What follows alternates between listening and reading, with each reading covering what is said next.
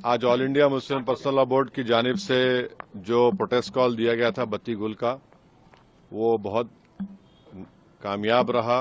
गैर मामूली उसका स्पॉन्टेनियस रिएक्शन रहा और ख़ास तौर से तेलंगाना, हैदराबाद और कर्नाटका से जो अभी तक हमारे पास रिपोर्ट्स आ रहे हैं, पूरे लोगों ने बिला लिहाज मज़हब मिल्लत इसका साथ दिया है। मैं उनका शुक्रिया अदा करता हूं।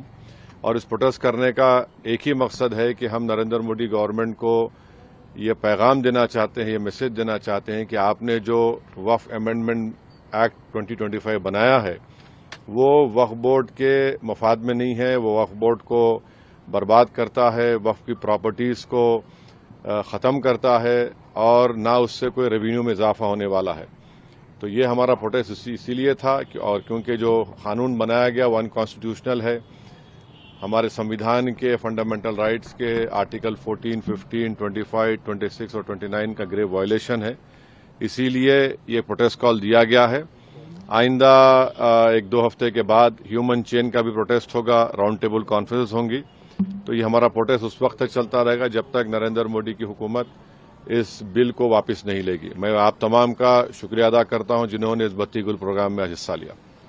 जिस तरह का ये बत्ती गुल कार्यक्रम या प्रोग्राम की जब बात करते हैं तो आपको क्या लगता है कि इस तरह के प्रोग्राम से क्या संदेश या क्या असर हो सकता है? नहीं, ये देखिए, ये स्पॉन्टेनियसली जनता ने 15 मिनट के लिए अपने घर की लाइट को बंद किया, अपने कमर्शियल एस्टेब्लिशमेंट्स की लाइट को बंद किया और एक मैसेज हम देना चाह रहे हैं प्रधानमंत्री नरेंद्र मोदी को कि आपने जो कानून बनाया वो अनकॉन्स्टिट्यूशनल है, वो ब्लैक लॉ है, वो वक्फ प्रॉपर्टीज को बचाने के लिए नहीं, वक्फ प्रॉपर्टीज को बर्बाद करने के लिए। और एक ऐसा एक्ट आपने बनाया जो भारत के मुसलमानों की मस्जिदों को, कब्रस्तानों को, वक्फ की प्रॉपर्टीज को उनसे छीनने का एक एक्ट बनाया आपने।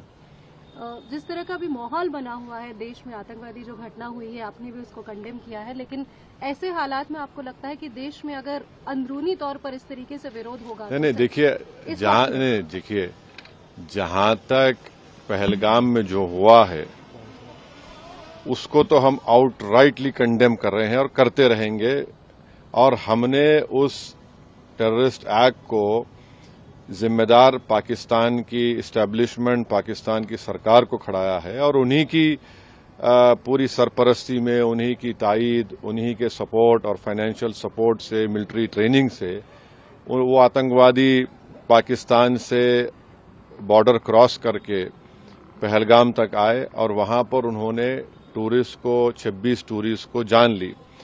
और सबसे अफसोसनाक और सबसे तकलीफदेह बात यह है कि उन्होंने उनकी फैमिलीज के सामने खवातीन को, महिलाओं को, बच्चों को अलग किया और मर्द लोगों को एक जगह खड़ा करके उनका रिलीजन पूछकर जो हिंदू थे उनको गोली मारी।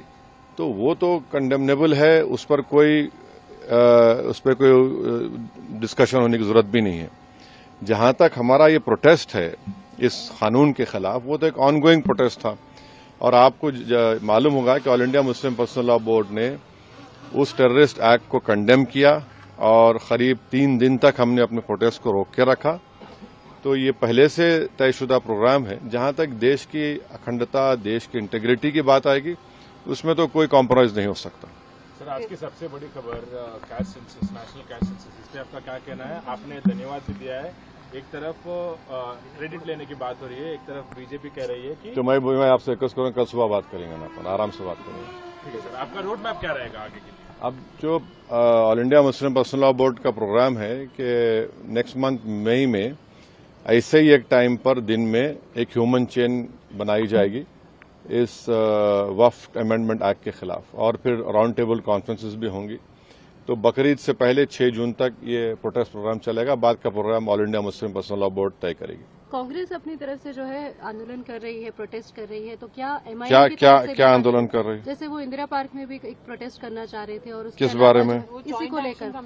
तो अब हर एक कर सकता है। क्या एमआईएम भी ऐसा कुछ प्लान कर रही है? नहीं, देखिए, हमारा जो प्रोटेस्ट प्रोग्राम है हम all India Muslim personal law board के ही उनके इंस्ट्रक्शंस पर, उनके साथ हम प्रोग्राम कर रहे हैं। जॉइंट एक्शन कमेटी और हर कोई प्रोटेस्ट कर सकता है, इसमें क्या, उसमें कोई दो राय नहीं। मगर हमारी पार्टी ने फैसला किया कि हम under the umbrella of all India Muslim personal law board ये प्रोटेस्ट